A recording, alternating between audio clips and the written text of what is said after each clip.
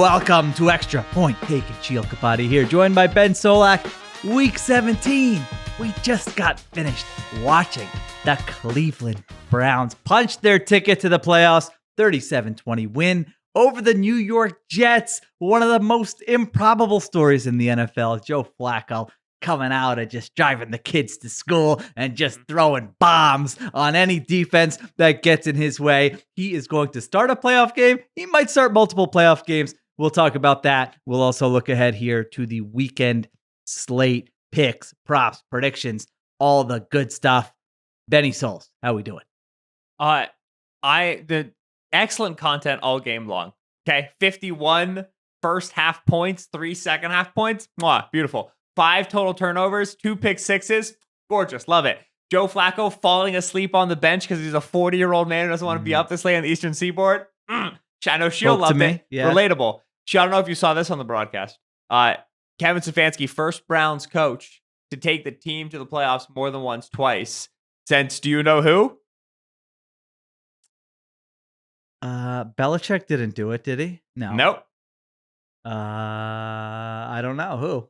Marty Schottenheimer. Schottenheimer. You're muttering Schottenheimer. There was you heard it. You heard Marty it. Marty Schottenheimer back in the 1980s. All right, it's been a long time since Browns fans went to the playoffs and then did it again. A lot of interesting ways to look at this Browns season in terms of how they've found their success and kind of who gets the I don't want to say the award for it, but that's kind of the framework here, right? I've seen Kevin Stefanski coach of the year. I've seen Jim Schwartz for assistant coach of the year, which I really like. I think that one makes a lot of sense. I've seen Joe Flacco for comeback player of the year, which he didn't really come back.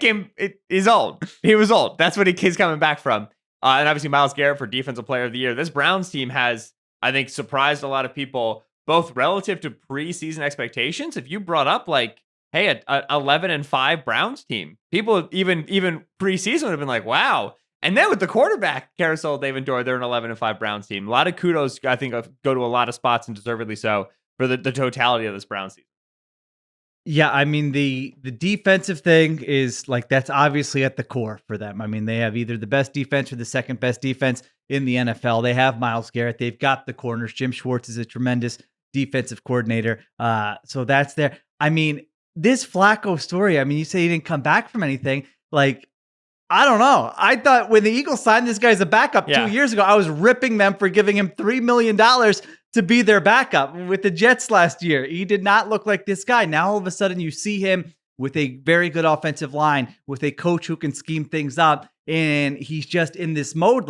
This was not a likable quarterback. This was not a likable player for many years throughout his career. After he won that Super Bowl, he had a long stretch where the last thing I ever wanted to do was watch Joe Flacco watch football. And guess what? I'm sitting there watching the game tonight, and I'm like, this guy's likability is now through the roof with this comeback story. I mean, it really is amazing that he comes in out of nowhere and is playing this way and is chucking the ball downfield, and his arm looks as strong and as live as ever. And he's really playing like someone with nothing to lose.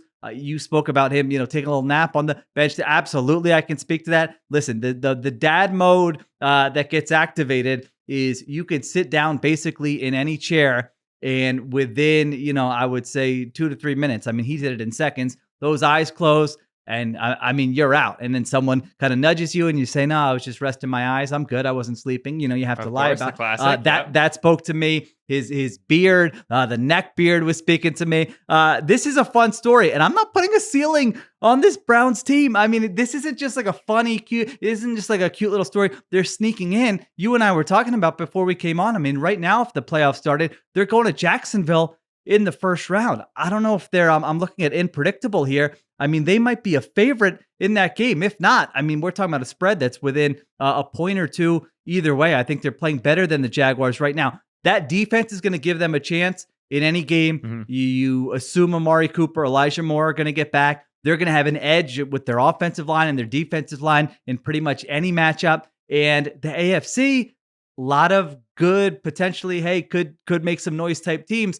No big juggernaut. So if you're a Browns fan, you got to be over the moon. Especially, I was thinking about this, Ben, because you and I have had a lot of talk about the Deshaun Watson stuff over the last 2 years. And if Deshaun Watson is doing this, this is not like, a fun playful, everyone who's a neutral observer pulling for this team. It's totally different. But now with this version of the Browns, it kind of does feel that way. Like, unless you're a rival in AFC North, if you're a Ravens fan or whatever in the AFC North, if you're just a neutral observer watching this, it's really a hard team to not root for right now. I couldn't agree more. And like it's not Deshaun that's doing this, so it's a relief. Like, that's like, it's a difficult framework because you don't want like Deshaun is still employed by the Browns. It was given a massive contract by the Browns.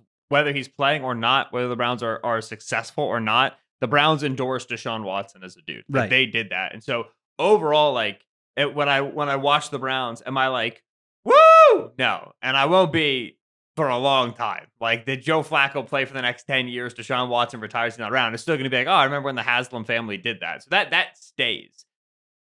With that looming, with that cloud there, with that unavoidable truth that just exists and it is in vision, it's kind of cool how Joe Flacco is just gripping it and ripping it. Like, that is also existing. That's also happening. I did for the hot read this week of the column. I was talking about Flacco. I was trying to understand, like, all right, what's happening here. I went and I looked at his play action numbers. He's got the third highest play action rate in the league. Oh my gosh. Yeah. He leads the league in explosive play rate, leads the league in ADOT. All right. So third most play action, and on play action, nobody's pushing further down the field. He's on the Will Levis diet in terms of how much play action he gets and what he does. He's also like 8th in interception rate and top 5 in inaccurate throw rate. Like, he is just shooting on play action. And listen, David Njoku catch and run. Amari Cooper makes you right down the field. Like, he's got the athletes for it. That's what he does well. To Joe Flacco deep bomb, you might as well go for it. He isn't even farming DPI that crazily by Flacco standards. Yeah. He's playing. The floor will come out eventually. The floor came out for Jake Browning, and it comes out for Josh Dobbs. Like, always when a backup comes in, like, there comes a time where a defense catches up. But Flacco can last longer because he's been in the league more. He's just seen more, and he's better at managing risk. And so I think the floor will come out eventually. But hey, we're 2 weeks in the playoffs, and it ain't come out yet.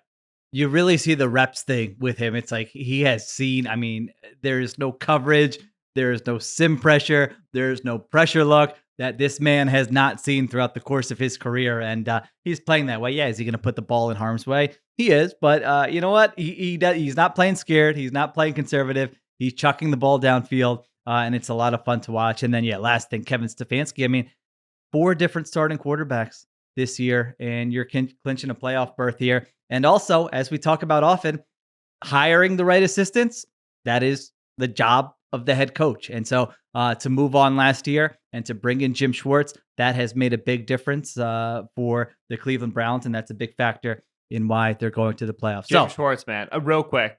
A wonderful graph put out by, I believe it was Tej Seth of Sumer Sports. I can't recall. But a graph on defensive chaos, kind of like what teams change their scheme and what teams don't.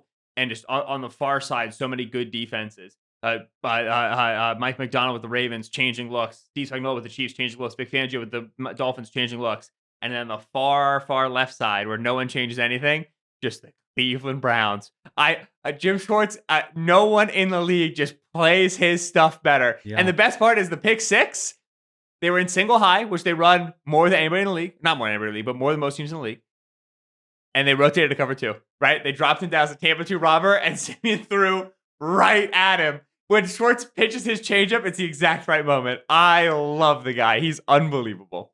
I like they said pitches his changeup because there's nothing I remember from a Jim Schwartz press conference more than that man loved a baseball analogy. Fastballs and changeups. All the time. All right. Congrats to Cleveland Browns fans. It was a cool scene there. Exciting season for them. As I always say, the most fun seasons are the ones that come out of nowhere. And when Deshaun Watson went down, if you're a Browns fan, you were probably looking ahead to 2024. And now all of a sudden, your season got rescued by Joe Flacco and this amazing defense. So we'll be talking a lot more about the Browns in the weeks ahead.